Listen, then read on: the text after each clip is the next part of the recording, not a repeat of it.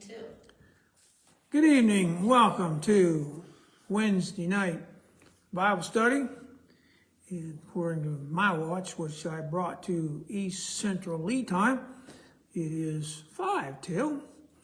And we are going to be in Philippians chapter 4 tonight.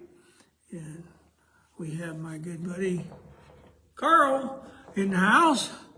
And we now have Bruce and Robin with us.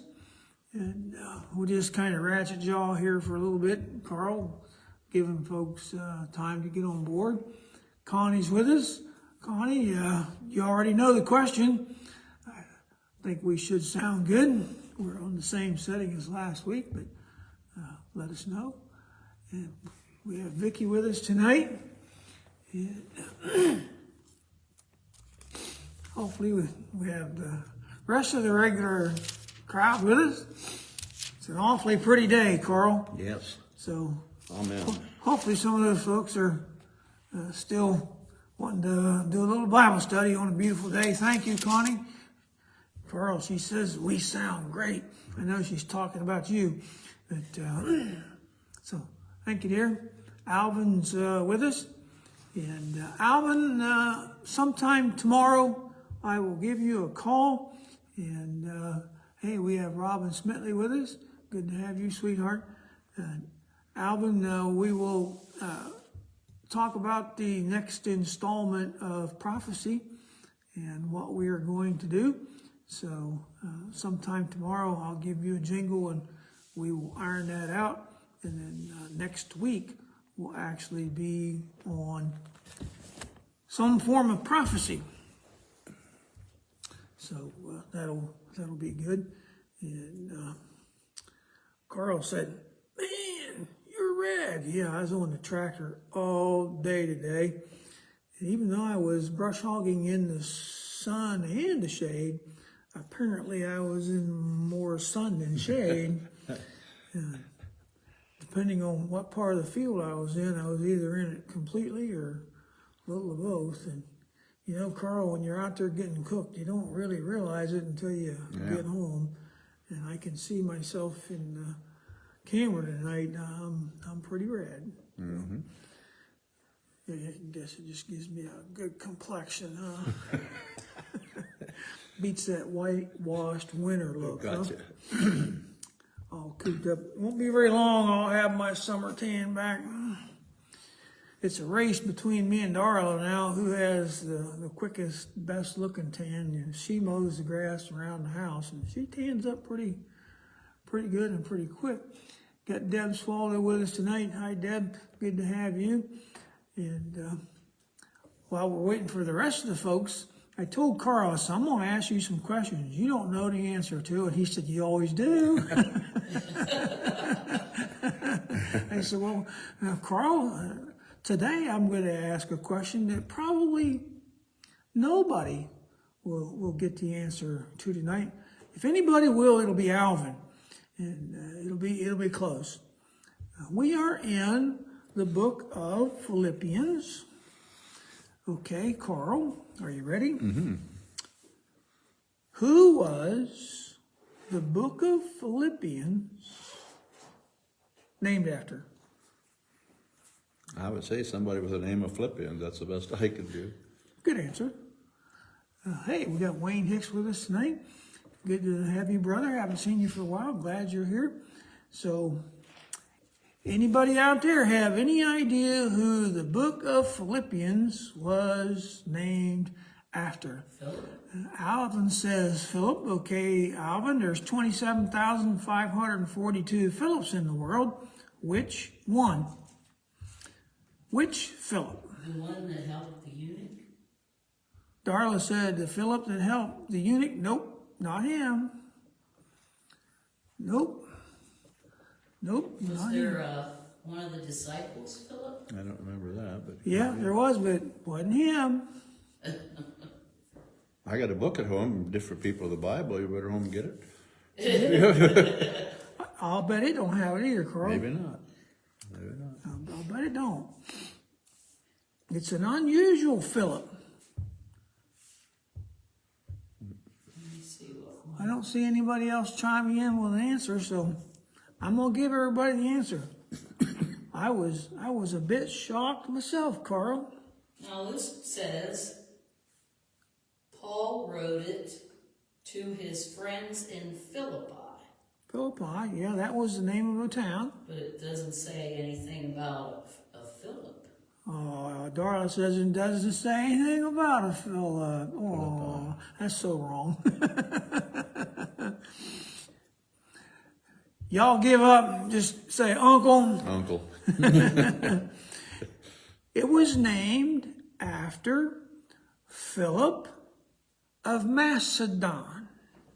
Remember Macedonia? Well, I've heard of it, yeah. Well, Philip of Macedon, who was he? Anybody have any idea who Philip of Macedon was? That's really the name Philippians comes from this individual. His name was Philip, and he was of Macedon.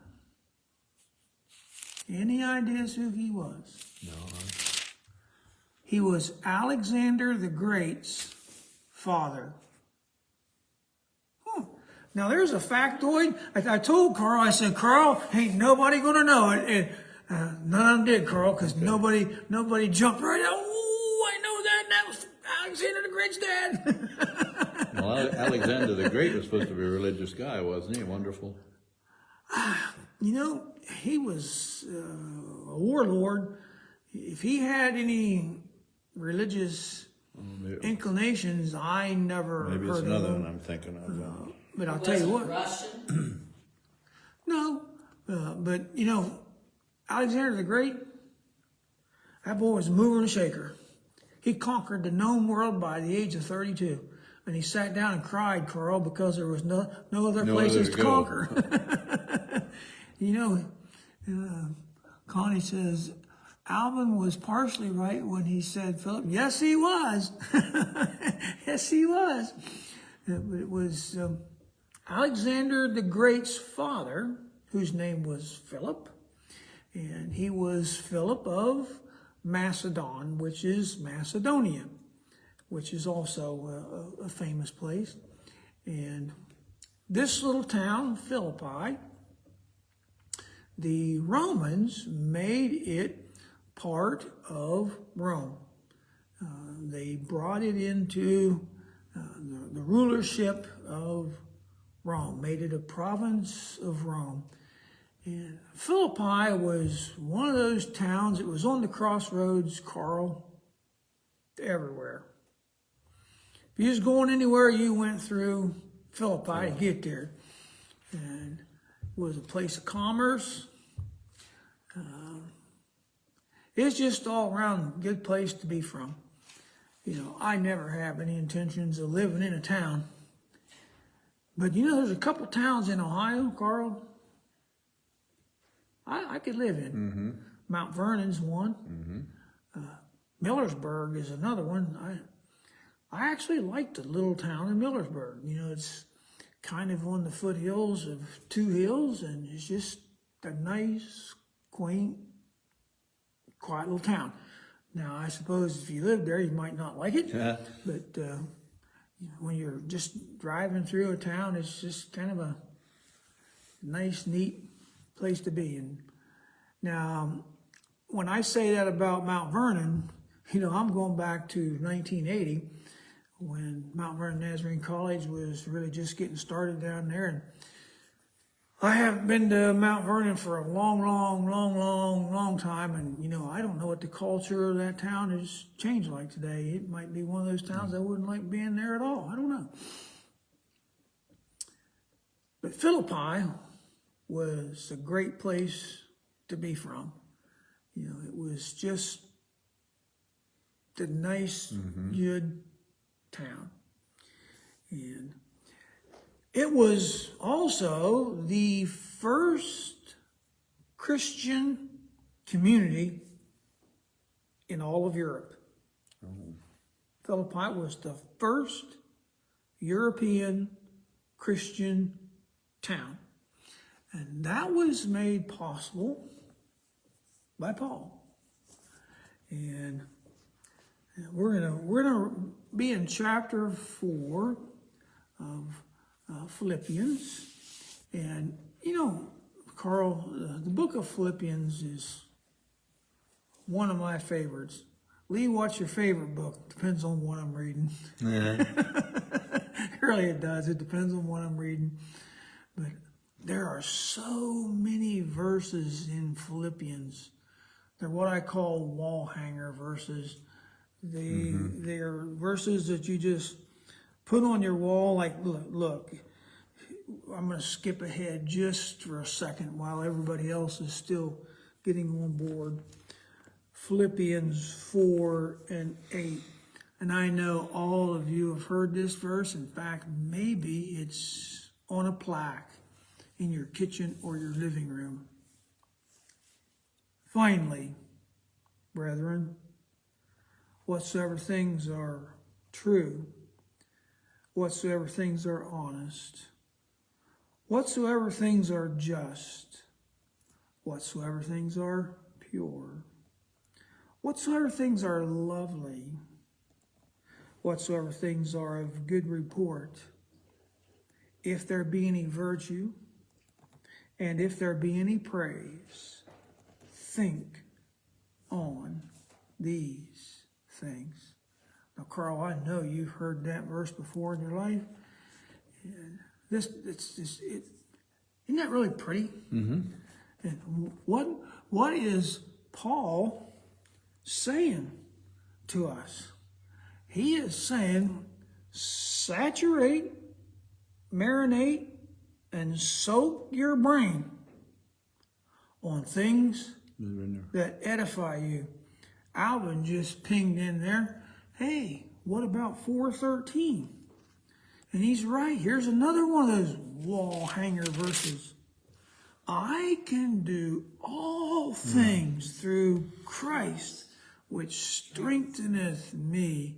See, I told you Alvin played baseball. He just hit a home run with that baby. And, you know, there's another one of those beautiful, beautiful verses from Paul in the letter to the Philippians. And Carl, the Philippian church was the only church that Paul allowed to financially help him. The other ones he wouldn't take anything from them, but he allowed the Philippian church to financially support him. There was something about those people that when they gave him financial support, it helped him relive the moments back home. And I think he felt the presence of the Philippian Christians with him when they gave him financial help. And Connie says, ooh, 4:19. But my God shall supply all your need according to his riches in glory by Christ Jesus. You see, Carl? Mm-hmm. Alvin knocks the home runs out of the park while running. She's running across the field as hard as she can with her glove. Oh, I got it. Connie, you got it. There's a whole lot of those kind of verses in Paul's letter to the church at Philippi. Philippians chapter 4, verse 1. Therefore, my brethren, dearly beloved and longed for, my joy, my crown, so stand fast in the Lord, my dearly beloved. That's some good superlatives. That's a big word, Carl, isn't it? Yes. He's saying to these Philippian Christians, You guys are all that and sliced toast. You are the whole package. Carl, there was a school teacher, freshly hired, her first year at the school, and she is a 5th grade teacher. She's got the whole class. And she gets her class roster, and here's Billy. The number after Billy's name was 110. And then there's Jimmy after him. Jimmy was 111. Right on down this whole class of 20 or 30 students. The last one was like 132. She's going, what am I going to do? I've got a class of 5th grade students and they're all geniuses. How am I going to teach these kids? They all got IQs just off the hook. So she rewrote her whole class plan, Carl, because, you know, really, really smart kids, they get turned off really quick. You gotta stimulate their brain, and she knew that. And so if she's going to teach a bunch of geniuses, she has got to put genius material in front of them. So she did. She revamped the whole curriculum. She's teaching this 5th grade class of geniuses genius material. Once you found out, Carl? Go ahead. It was their locker numbers. Okay. But you want to hear the rest of the story? Oh, yes, absolutely, Paul. Thank you. Every single one of them kids responded positively. And she ended up actually teaching a whole 5th grade class full of geniuses. Because that's the way she treated them. She showed them the respect she thought they were due. She thought they were just overly intelligent. And she presented the coursework to them as if they were. Isn't that true? And that's how they responded, as if they were. You know, that story is told for the truth. Whether it is or not, I can't rightly say.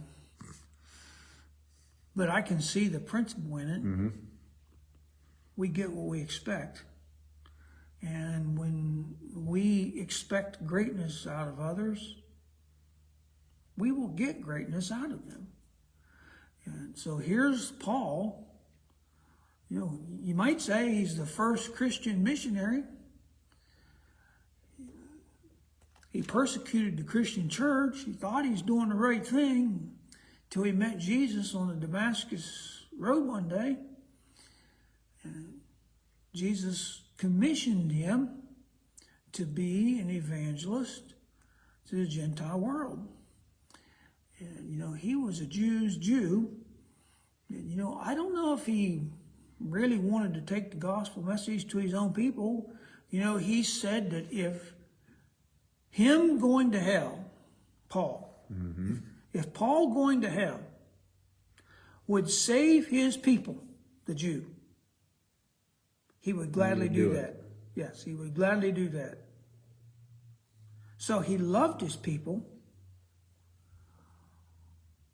but he bloomed where he was planted. God called him to the Gentiles, and that's where he went. I thought he was a Roman. He was a Roman citizen, darling, but he was a Jew. And he used his Roman citizenship to his advantage when it worked to his advantage. It's like when they beat him, what was it, Paul and Barnabas? Beat him within an inch of their life. And he goes, excuse me? Yes, prisoner, what do you want? You do realize I'm a Roman citizen. You're a what? A what? Hurry up! Get the bandage in the water! Get these boys cleaned up! And hey, would it be okay if you left town?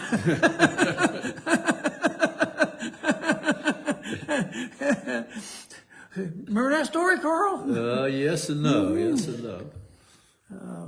In fact, it's told right here in the book of Philippians, the Philippian jailer. So, yeah, Darla's right. He was a Roman citizen. And, Carl, when you're playing euchre, a good euchre player never, ever lets his face show what's in his hand. He's got a poker face. You don't know what he's holding. And then all of a sudden he lays them all out and he trumps and wins the game. Yes. Well, Paul could play a pretty straight-faced game of poker until it was to his advantage to, hey guys, Trump tonight is Romans. I'm a Roman citizen. You guys want to top that? And he led that Roman jailer to the Lord, didn't he? And his whole family. I quit listening to country music when country music left me. Kenny Rogers sang a song. Kenny wasn't one of my favorite singers, but he did sing a song that I liked. He said, you got to know when to hold them, and you got to know when to fold them.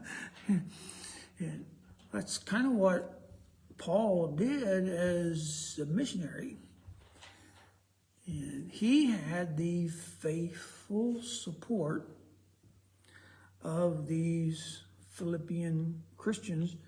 And we're going to learn a little bit about that support as we read on. And I like how he starts out here. He says, I'll tell you what, you people are the wind beneath my wings. I beseech Eudacius and beseech Psyche, that they may be of the same mind in the Lord. And I entreat thee also, true yokefellow, help those women which labored with me in the gospel, with Clement also, and with my other fellow laborers, whose names are in the book of life. Carl, he's saying some of the fine people that have supported me, they've gone on to their eternal reward, and their names are written in the Lamb's book of life. We really shouldn't serve the Lord out of wanting our name on some brick in some paved courtyard. That's not why we do what we do. We do what we do to advance the gospel so that men, women, little boys, and little girls get to know Jesus. Before COVID, we was running 60, 65 a week. And here lately, we've been running in the high 20s. And that's encouraging. It's still very discouraging, Carl, when you think of where we were. Every week, when we would dismiss a junior church, half the congregation got up and went to the basement. And that's a good thing. All those kids was downstairs learning about Jesus at their mental and spiritual level. And we have wonderful teachers who love these kids, and they invest their lives in those kids. And what I'm saying to you, Carl, is we have a Philippian church here in the Goshen Community Church. It's not what it once was, but Sunday we had half a dozen young kids going to junior church. I'm going, yes! Yeah. Gloria has them one week and Aram has them the next. You know what we need? More of it. Yeah, we need some more Glorias and we need some more Aarons. Because wouldn't it be cool if we had so many kids, Carl, that we would need to have 4 junior church classes? Lee, you don't have the space. Oh, yes, we do. We can have junior church in the junior church room downstairs. We can have junior church in the old fellowship hall downstairs. We can have junior church in the kitchen in the new fellowship hall. And we could have junior church in the fellowship hall proper. We could have 4 classes going at the same time. We only need 2 things, Carl. The teacher. Teachers and kids. That's all we need. That's all we need. That's all we need. That's not much. That's just 2 little things, Carl. Just 2 little things. That's all we need. How can these folks help? Got any ideas? No, not right now. I don't know what to tell you. Carl, I'm going to take you out behind the woodshed as soon as church is over. We just need them to invite their friends and neighbors. Right. That's all. Lee, I've been inviting them. Darla and I just the other day was talking about Sister Phillips. Sister Phillips come pick me and my brother and my sister up. Took us to church, Carl, in 1966 and 67 and 68. Took us to the Wesleyan Holiness Church in Lisbon, Ohio. She lived about a mile down the road from us, and she had to drive by our house to get to church. Mm-hmm. And prior to that, a guy named Leo Cooley, he was driving from Salem on the other side of Lisbon, through Lisbon, past the Holiness Church, down to our house, and was picking us kids up. And he was taking us to the Wesleyan Holiness Church.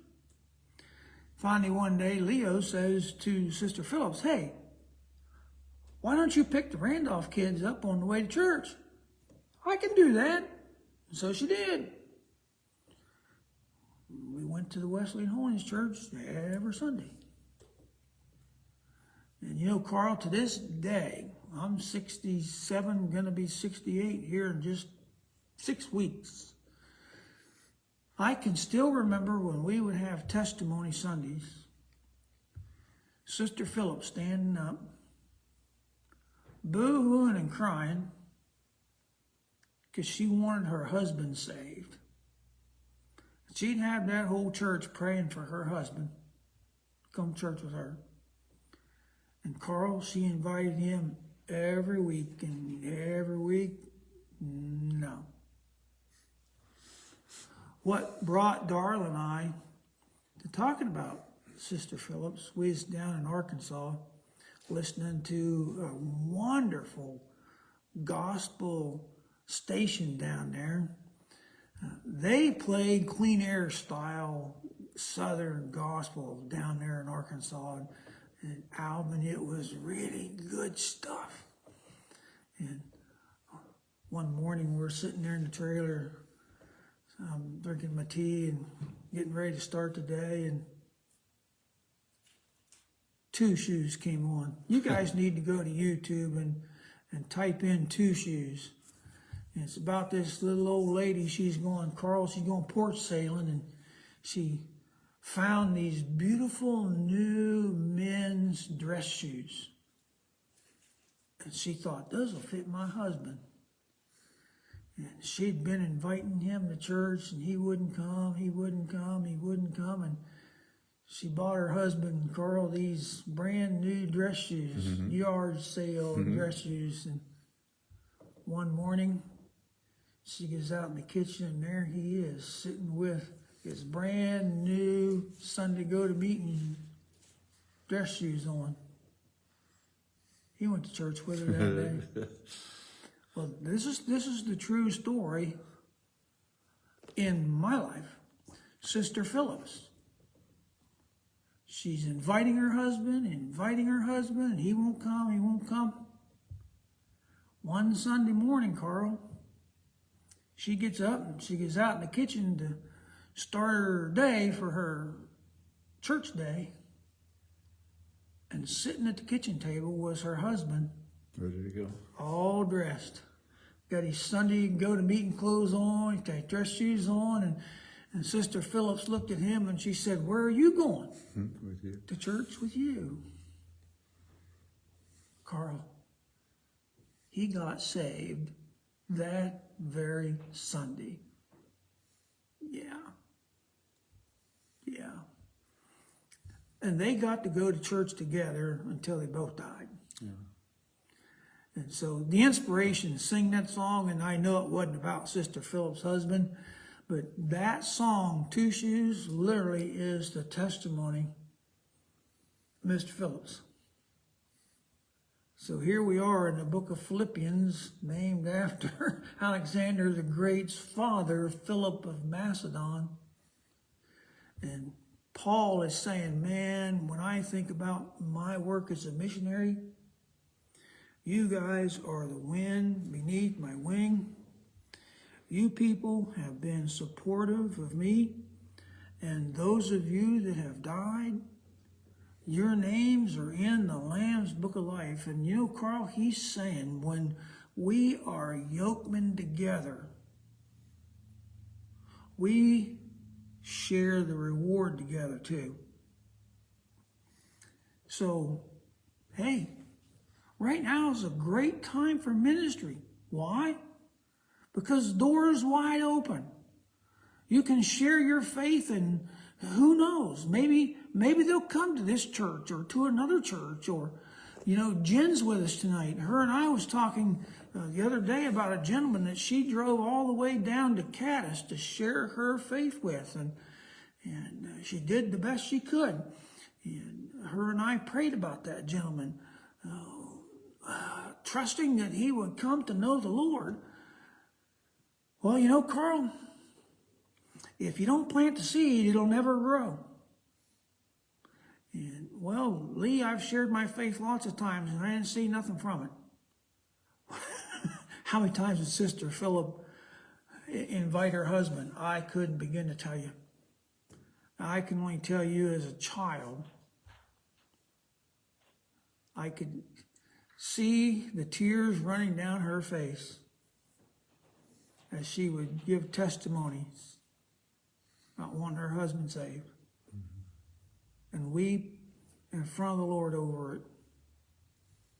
And one day, Carl, her tears of sorrow became tears of joy when she went to church with him. Rejoice in the Lord always. I say rejoice. And you know, Carl, nobody even picked that one for a good wall plaque. And right there's another cool verse. Well, Lee, I don't have nothing to rejoice about. Well, you're not looking hard enough. You're still looking at the green side of the grass. That's a great thing to be joyful over. You're not in your pine box. That's a great thing to be joyful over. I mean, Carl, I don't care how bad your situation in life is. There's room enough someplace in the space of our life to be thankful about something, even when you don't feel like it. I can only take you back to my wood stacking day, and I just told you guys that story. And he says in verse 5, let your moderation be known unto all men. The Lord is at hand. Live within your means. Be careful for nothing, but in everything by prayer and supplication with thanksgiving, let your requests be known unto God. Carl, see if you can finish this. Are you ready? I'll try. You think Carl's going to get this one? What do you guys think? I think you'll get it. It's my story, Darla. I'm telling it. Are you ready, Carl? I can try it, yep. Are you sure? Yep, go for it. You have not because you ask not. I have not asked that. You have not because you ask not. How many times is people defeated because they never even tried? I would say always. I don't know. Well, let me tell you a preacher story. Hey, Alvin, are you awake? Connie, elbow Alvin, wake him up. Tell you a preacher story. This preacher and one of the guys in his church, well, no, this preacher and his next door neighbor, they went golfing together every week. They golfed together every week. These guys would play 18 holes together every week. Carl, his neighbors, They played golf every week.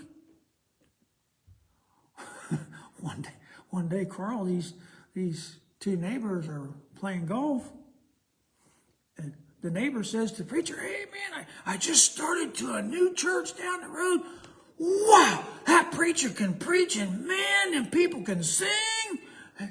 Oh, it's great. It's wonderful." It's the neighbor telling the preacher this. Yeah, go ahead.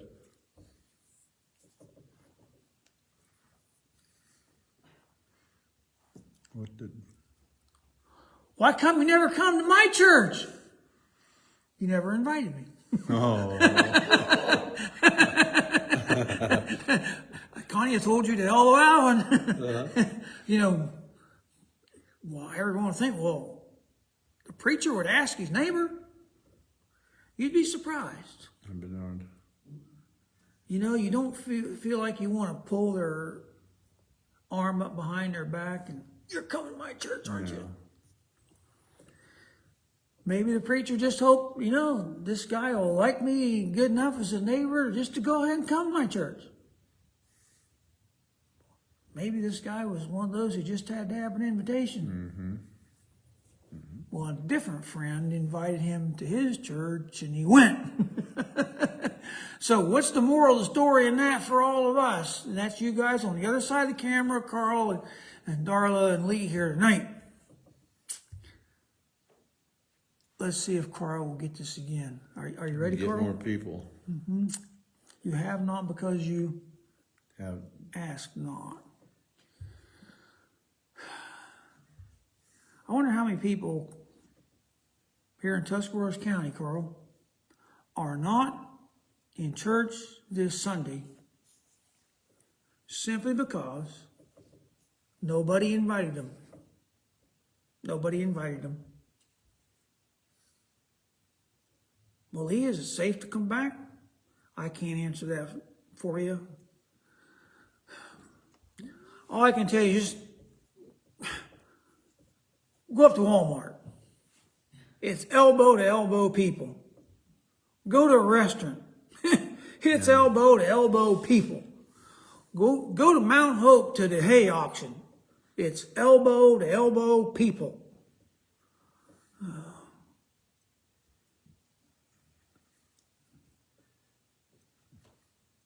I'm just saying. And that's not throwing guilt on anybody, because that's a question only each individual person can answer.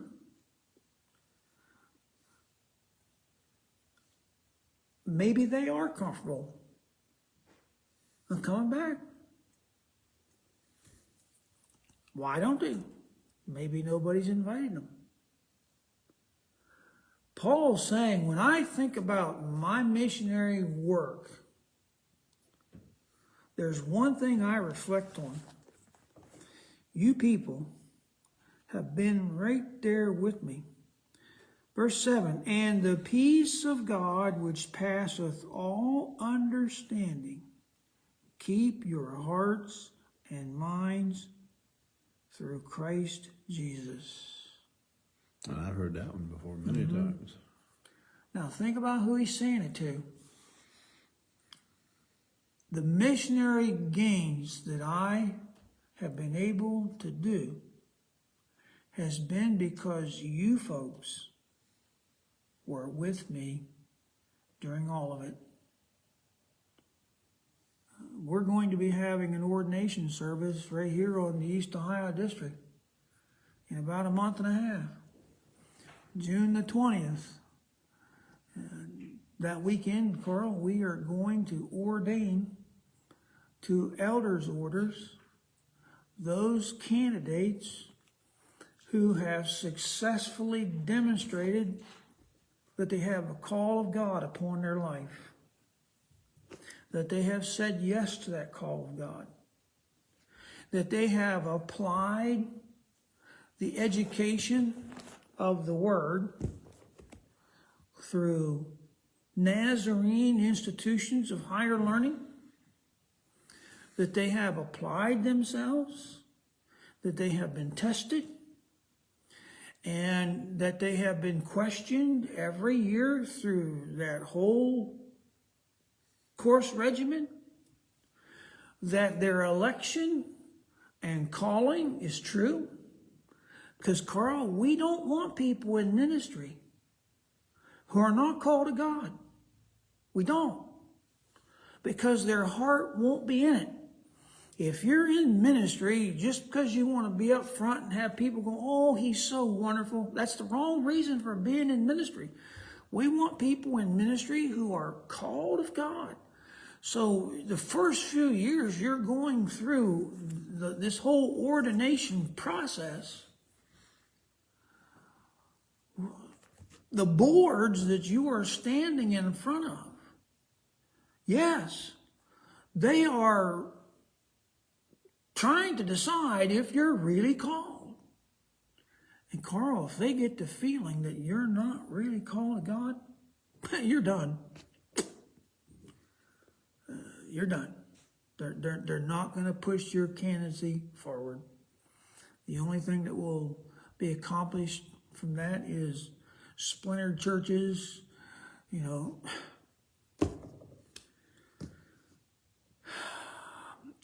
I've heard some preaching, Carl, that would just curl your toes. You know, where did you ever get that? It's because they weren't studying.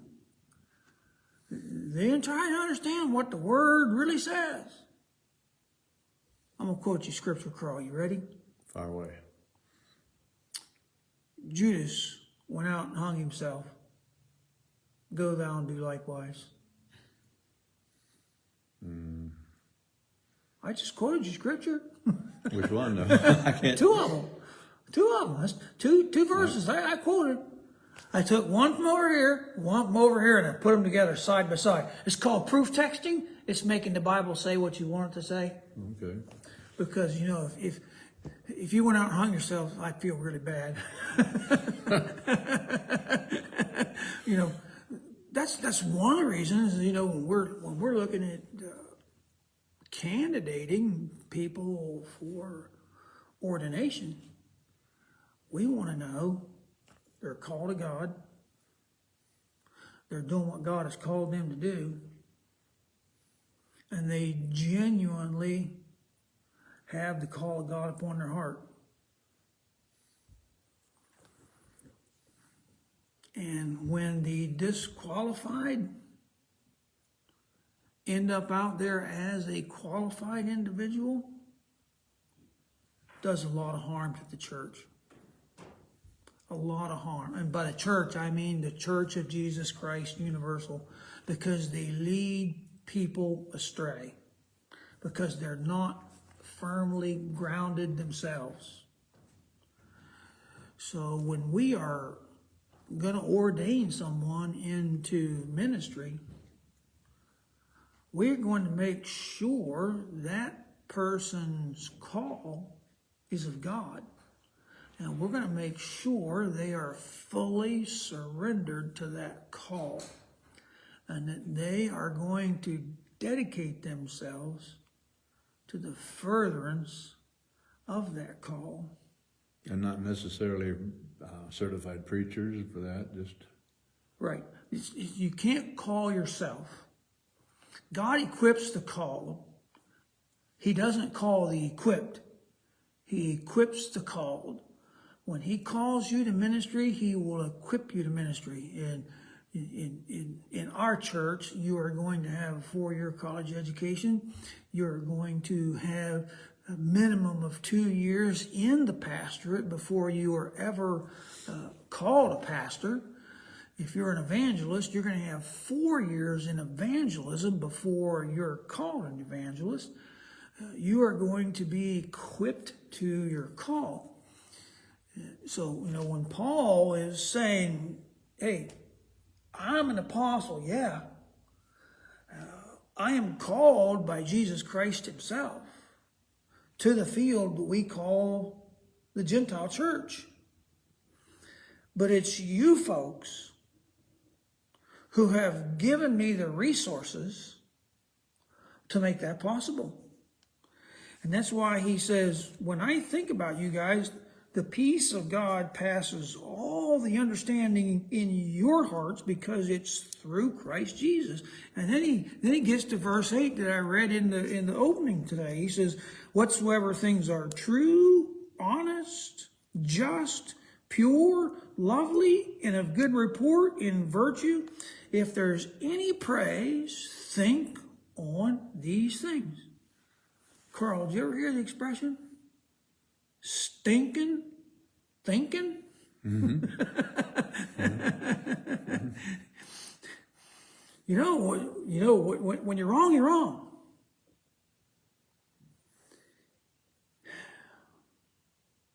And when you're wrong and you won't admit it, there probably isn't a more discouraging thing in ministry than to try to convince a person that what they're doing is wrong. And you know, Carl, if it's biblically and scripturally wrong, it's wrong. It's not Lee Randolph said it wrong, or Alvin said it wrong, or even Carl said it wrong. You know, what does the book say? It's supposed to be God's word. Mm-hmm. So, you can catch more flies with honey than you can with vinegar. So what I'm saying is, while we're talking about all these things, when you're inviting people to come to church, you're slathering them with honey. Well, why should I want to come to your church? Well, we sing good. Preacher preaches good. Oh, you'll like everybody. We fellowship after church, and everybody's friendly. Darla and the kids and I in 1986 or 87, Carl, we decided we was going to take a vacation to Niagara Falls. Mm-hmm. So we loaded up the station wagon and we headed to Niagara. I don't know about you guys, but I'd seen all those movies about the black churches on Sunday. And Carl, I told Darla and the kids, there's got to be a black church in Niagara. There's just got to be. So we drove all the back streets of Niagara Sunday morning looking for a black congregation, because I wanted to have one of those experiences like you see on TV. Mm-hmm. You ever watching the black folks? You know, they're just up there just a singing, and the preachers, he's a preaching, and the organist just... I wanted to have that experience. We drove every back alley of Niagara, couldn't find a single black church. Couldn't find it. So I was a little discouraged. I said, we're going to start heading for home. And the first church we come to, the doors are open on, we're stopping there for church. Okay. Well, we was out in the countryside, outside of Niagara, and we are headed home. Church is opening up. We pulled right in. Yeah. Carl, we got there between Sunday school and Sunday morning worship. Small country church. Had kind of a stale smell to it. I can remember that to this day. And we went in and sat down. Carl, not one single person. Is that all right? That's right. In case you didn't hear Carl, nobody said hi. We sat there through the Sunday school hour, and when Sunday school dismissed and morning worship began, Carl, the sanctuary started filling up. Not one single person. Nobody. Zero. Nobody shook her hand. Nobody introduced themselves to us. Nobody said, hey, it's great to have you folks with us this morning. Where are y'all from? No, not one single word was spoken to any of us during the whole entire Sunday morning experience. Now, obviously, we didn't live in Niagara, and we would never go back there anyway, but I tell you what, Carl, if I did live there, You never. no, that'd have been my first and last forays at that church. I'd have never went back. So, what am I saying? I've never seen that happen here at Goshen Community. Everybody comes and shakes your hands and introduces himself and hey, glad you're with us today. In fact, Darla will tell you that's one of the hallmarks of the Goshen Church. People will say, we really felt welcome. Home, you're welcome. Yeah. It's one of the things that Carl noticed. And what am I saying to you guys? Hey, there's still room. There's room for one more. You ask, you invite, you get on the phone and you call people, say, hey, why don't you come be with us this Sunday for Sunday school or Sunday morning worship? Maybe they're not comfortable to come back yet. I get that. Well, hey, tune in to Goshen Community Church of the Nazarene on Facebook and worship with us there.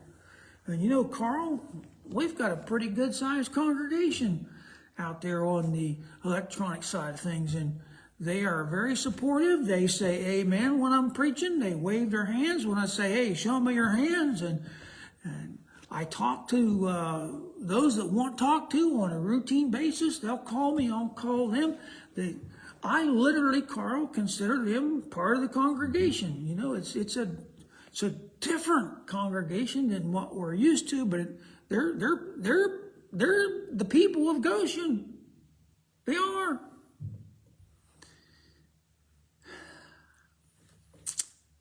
So, I get Paul when I read this, Carl.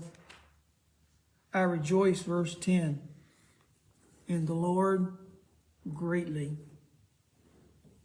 that now at last your care of me hath flourished again, wherein ye were also careful, but ye lacked opportunity. He said, lately I've not gotten your offerings. And yeah, I noticed that. But I also know you didn't have the opportunity. And I want you to know you're still with me. Mm-hmm. He says, but ye lacked opportunity. In other words, Carl, these people were so helpful. They was just standing there ready to go. They just needed to hear from the Lord. Go. Through one of us, yeah. Mm-hmm. Sister Philip's husband was sitting at the kitchen table waiting on her Sunday morning. Carl, I wasn't there that Sunday when he came to church with her. In fact, us kids we was pretty much growed and gone when that happened. And we didn't have the privilege of seeing that and hearing it firsthand. But I guarantee you that day when he went to church and he gave his heart to the Lord that day, I guarantee you there wasn't a dry eye in the house. Darla, I know you distinctly remember Sister Phillips asking the whole church to pray for her husband. She's back there shaking her head, yes. I ask you again, Carl, you ready? Yes. You have not because you Want not. Yeah. So, Lee, will they come? If you never ask them, no, they won't. Preacher played golf with his neighbor every Sunday. Carl, the man never came to his church. He never invited me. I rejoice greatly in the Lord, he says, now that I speak in respect of want, for I have learned in whatever state I am, therewith to be content. Carl, I wrote a poem 40 years ago that I still remember the first line of a poem I wrote 40 years ago. It impresses me that I still remember that line. I don't know why, but I do. I remember it. You ready for it? I'm ready. People are such a fickle lot, never content with what they've got. One day loud with hosannas ring, the next to us Barabbas bring. Yeah, it's about the Via Dolorosa and the way of the cross and Jesus being crucified. The crowd just the Sunday before took their coats off and laid their palm branches in the highway singing Hosanna in the highest. Mm-hmm. Some of that very crowd a week later, away with him. Give us Barabbas. And you know, Carl, verse 11 really speaks to society today. Hi, Jasper. Love you, sweetheart. People are, Carl, today, you know, we have more than any society has ever had in society's existence. And you know, we are probably some of the most emotionally unhappy people that's ever lived. We have everything we've ever wanted, but we're unhappy. You know why? We're not content. The more we want, the more we get, the more we want. Darla's right. You know, Carl, you don't have to have a whole lot to be happy. You don't. In fact, why are poor people so happy? Because they've learned to be content with what they have.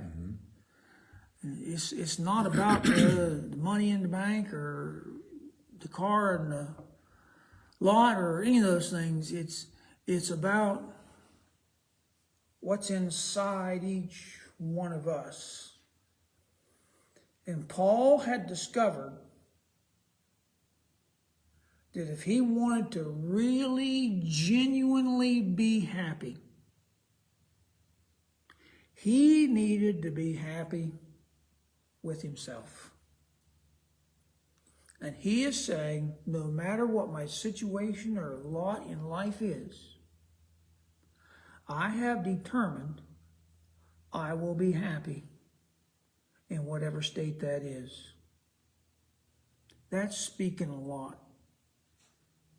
He's saying, I am perfectly fine being poor. I'm perfectly fine being without, because I am in the Lord. I am the Lord's servant, serving where he wants me to serve.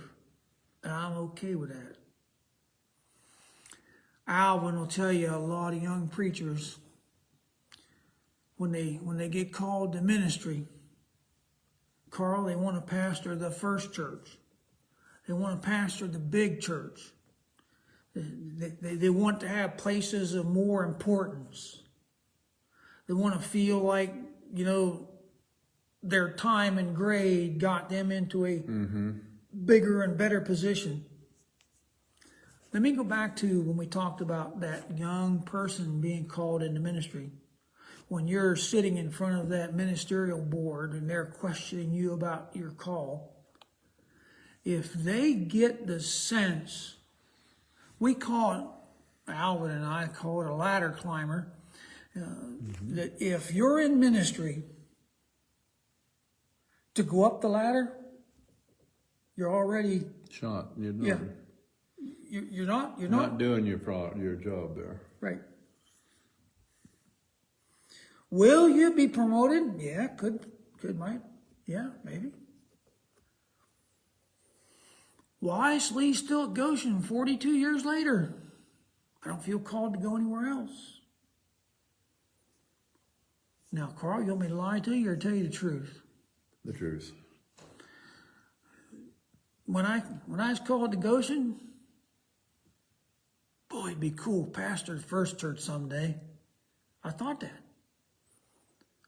Man, it'd be cool to be district superintendent someday. I actually thought that. Mm-hmm. I would rather stand in front of a pole and get shot than be a district superintendent. Mm-hmm.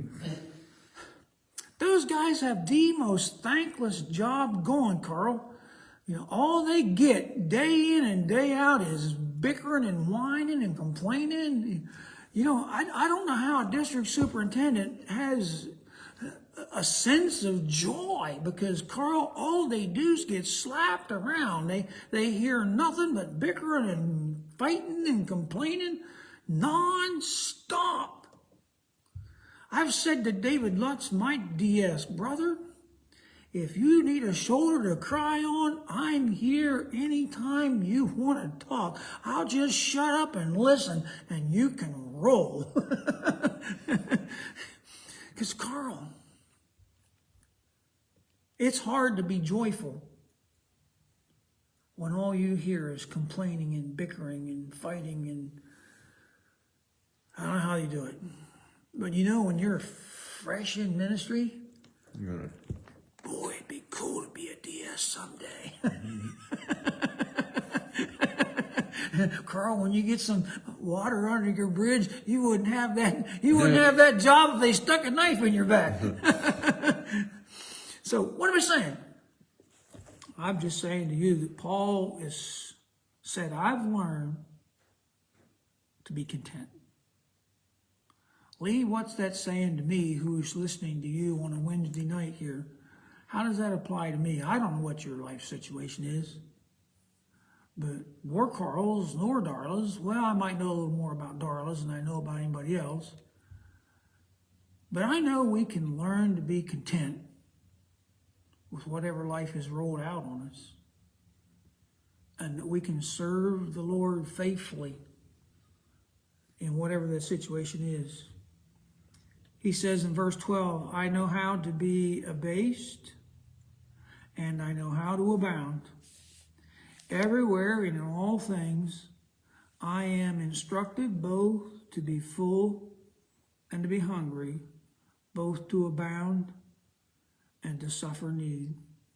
Abased means, Carl, he says, you know, I've been rode hard and put away wet sometimes. I have been abused. And I have learned not to let that sour me.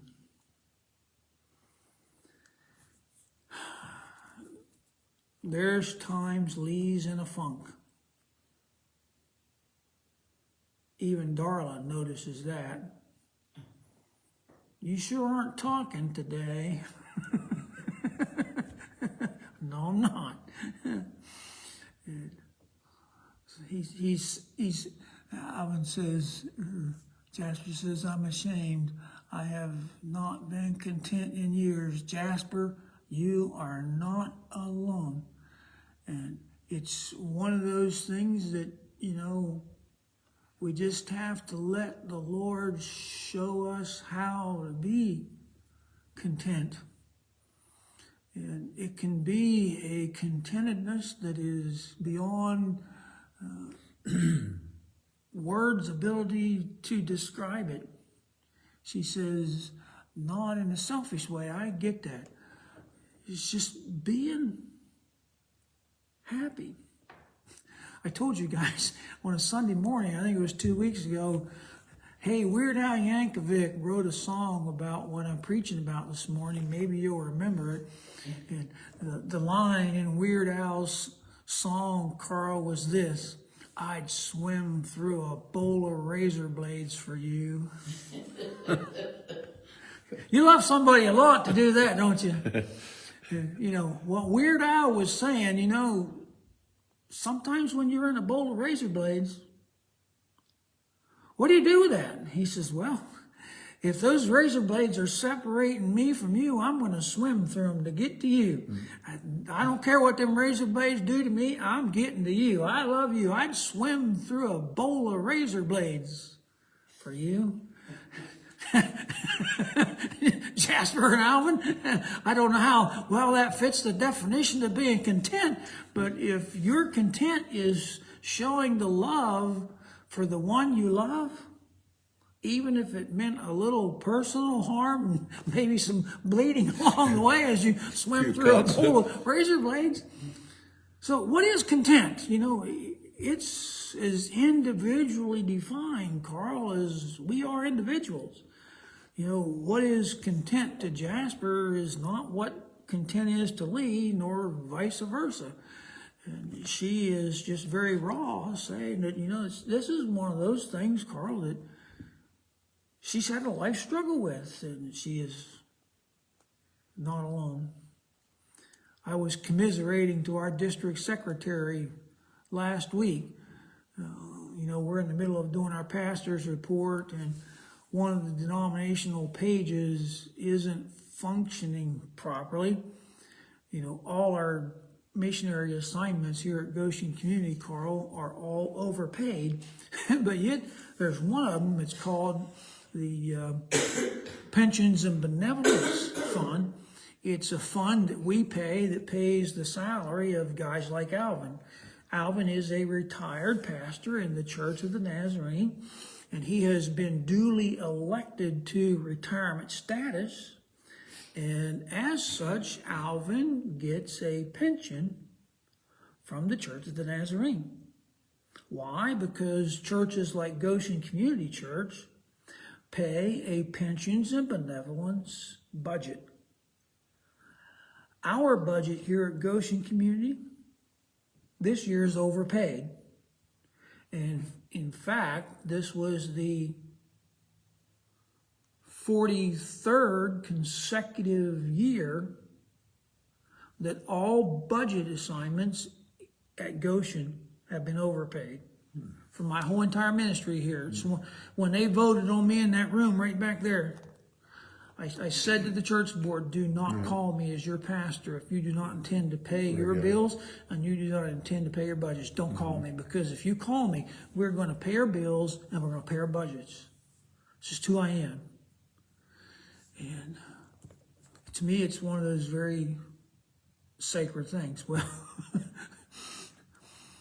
if you go to the denominational website today, it's going to say that Goshen has not paid that budget. So I took a picture of the actual page where we actually paid the budget. I took a picture of that page and I cut it out and I sent it to the district secretary, and I said to him, brother, I just want you to know, even though the page says our budgets aren't paid, right here's proof that it is. And he responded back to me, Lee, you're not alone. So what I'm saying is, Carl, I'm not content with that. I'm not.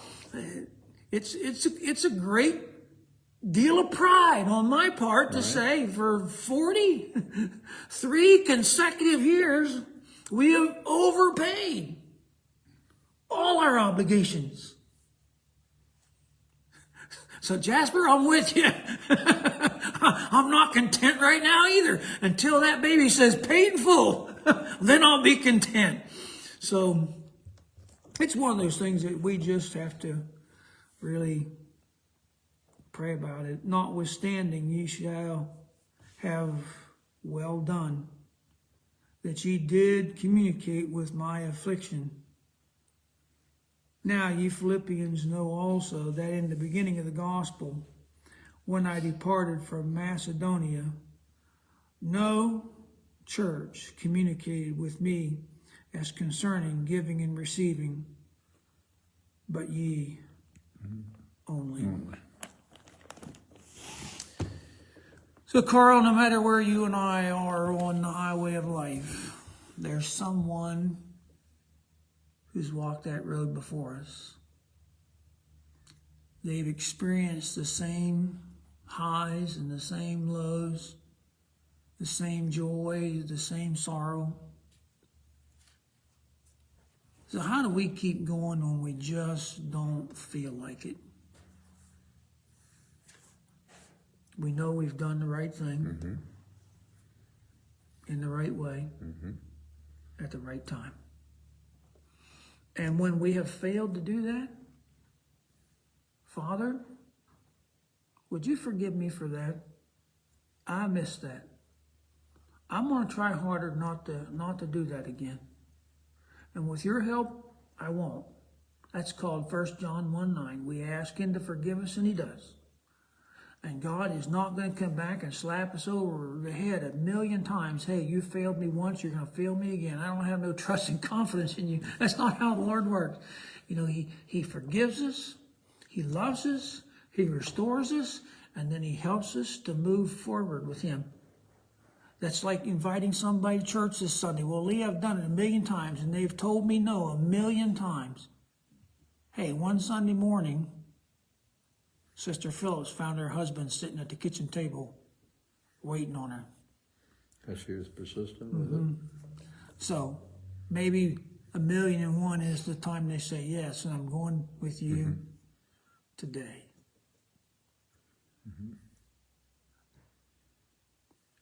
God love you. And wherever you are tonight, Gary, keep that truck between the ditches. We love you and appreciate you. Look forward to you teaching Sunday school, 10 a.m. this Sunday morning, right here in the building. And at 10:30 a.m., I'm going to try my level best to present the gospel to you. And, you know, it's about time somebody gets saved again. About time somebody comes forward and publicly invites Jesus Christ into their heart and life. Maybe Sunday's your Sunday. I don't know. But you know, one thing, Carl, it's like the golfer friend. You didn't ask me. You didn't invite me. Y'all do that. Invite your friends and neighbors to come to church with you this Sunday. And let's just have a great day of fellowship together. Right here as we rub shoulders with one another. And we share the joy that Paul felt, knowing that this Philippian congregation was with him in ministry through thick and thin. Good night. God bless. Thanks for being with us tonight. Amen.